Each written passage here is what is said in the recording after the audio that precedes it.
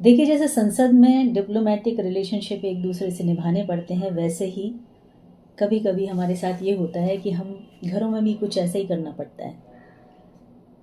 शादी हो जाती है, शादी के बाद एक दूसरे के साथ निभाना कंपलसरी है, पूरी कोशिश करनी चाहिए।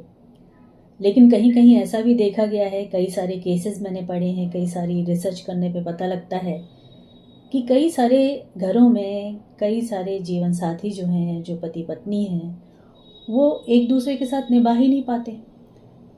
पूरी तरह से कोशिश करने के बाद भी नहीं निभा पाते। वजह उनकी अपनी भी हो सकती है, कुछ कमियां उन्होंने भी हैं, और कुछ कमियां उनके घर पे भी हो सकती हैं। अदर सदस्य भी ऐसे होते हैं जो जुड़ने नहीं देते। अब ऐसी मुश्किल होती है कि ना तो लड़की छोड़ के जा सकती है अपने मायके, क्योंकि पेरेंट्स उसके ऐसे नहीं हो सकते हैं कि कैपेबल हों घर पे लड़की को बिठा लें, और ना लड़की ऐसी है कि वो पढ़ी लिखी हो, खुद कैपेबल हो, डिवोर्स ले ले, खुद अपना एडजस्ट करके ज़िंदगी को आगे लेके जा सके। और दूसरी तरफ अगर लड़का है, जो पति है, अगर वो भी नहीं निभा पा रहा है और निभाने के बाद भी वो डिवोर्स नहीं देना चाहता है, घर की कुछ मजबूरियां हैं, बहनें हैं, उन सब के ऊपर गलत असर पड़ेगा।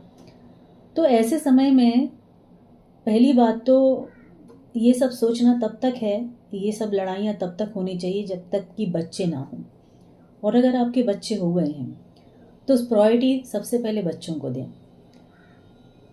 तो शुरुआत जो की थी हमने इस बातचीत की, कि जिस तरह से डिप्लोमेटिक रिलेशनशिप हम संसद भवन में भी निभाते हैं, वैसे ही कभी कभी ज़िंदगी में निभाने पड़ते हैं। पति पत्नी साथ होके भी शादी के बंधन में बंध के भी अलग अलग ही रह जाते हैं। तो ये जो रोज़ की लड़ाइयाँ हैं, इनसे अगर बचना है, एक और कोशिश करनी है। हो सकता है कि आप एक ही पार्टी के बन जाएं, आपका जीवन धीरे धीरे इस तरीके से चलते चलते कि भाई ना आप सामने वाली की गलतियों को तूल दे के उससे उलाहना करने लगें, उसको टॉन्ट करने लगें, उसको लड़ने लगें, और ना लड़की अपने पति को बोलना शुरू करे, चार बातें सुनाए, कहाँ ज़िंदगी बर्बाद कर दी, क्या कर दिया, अलग नहीं हो सकते, यहीं मरना है, यहीं गड़ना है। ये सब चीज़ें ना करके ये सोचे कि जो बच्चा आया है अब उसको अच्छी ज़िंदगी देना है और 1-2 साल और ट्राई कर लेना है। हो सकता है कभी कभी बच्चे के आने से दो अलग अलग लोग, जो जिनके बीच में खून का रिश्ता नहीं है, साथ में जुड़े हैं एज ए पति पत्नी, उस परिवार में, उनके अपने परिवार में जब उनकी औलाद साथ में जुड़ जाती है, तो देखा जाता है कि बहुत सारी चीज़ें धीरे धीरे ठीक होने लगती हैं। आपने सुना ही होगा कि बड़े बूढ़े कहते हैं कि एक बार बच्चा हो जाएगा तो सब ठीक हो जाएगा। उसका कारण यही होता है कि एक दूसरे से जो टकराव की परिस्थितियां दिमाग में बनी हुई हैं, वो थोड़ी सी अलग बदलने लगती हैं। हमारा पूरा केंद्र बिंदु हो जाता है हमारा बच्चा।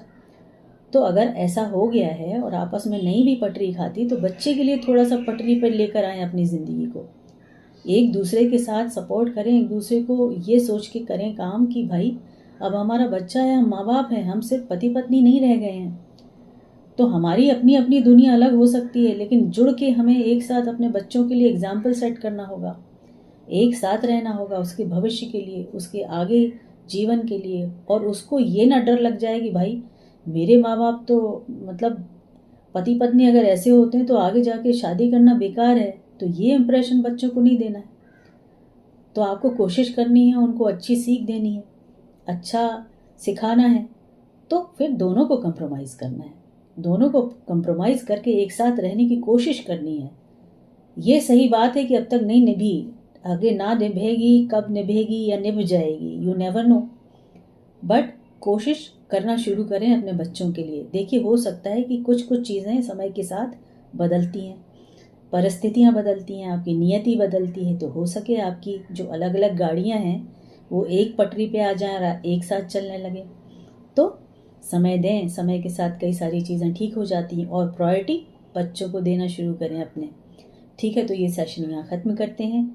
और आप लाइक करिए, शेयर करिए, सब्सक्राइब करिए, जुड़े रहिए मेरे साथ। मेरा नाम संध्या है।